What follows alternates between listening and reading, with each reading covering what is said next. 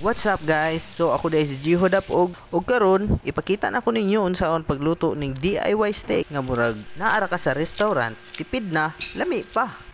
Una nyo buhaton guys, ipat-dry ninyo ang karne para mawala ang mga moisture. Butangi po ninyo saktong amount nga asin ug paminta, both side, and i-massage gyud ninyo kay para mosunop ba. Timailhan din ni guys kung rare ba or medium rare. Hinana gyapon ninyo ma-feel sa karne guys. Regarding pud sa tong kalayo guys, i-high heat yun na ninyo kay para magpiti-piti yun inik lunod ninyo guys ba. Hinana oh.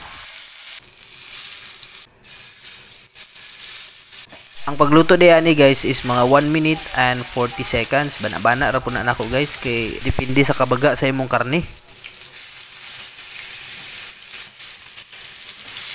I-press po na to usahay guys para mabalance ang iyang kaluto. Madunggan jud ninyo ang alarm sa akong cellphone guys. Wala pa man ta atong mga timer good pang luto. After ninyo maluto, i-set aside sa ang karne.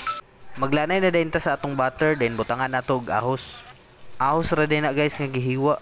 Ambot nga nung lami po ni siya guys pag maluto na. Ibutang po ninyo apil ang rosemary. Samot ang aroma ana guys. Humot kayo. Lami bigay kayo guys. Hinayin na lang dahil ninyong kalayo guys. Then wisik-wisiki dahil ninyo sa butter. Pag musunop na guys, hastang juicy hagid kayo.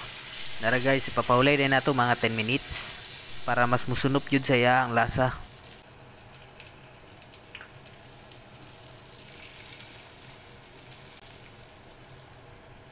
Hala, og mauna ni.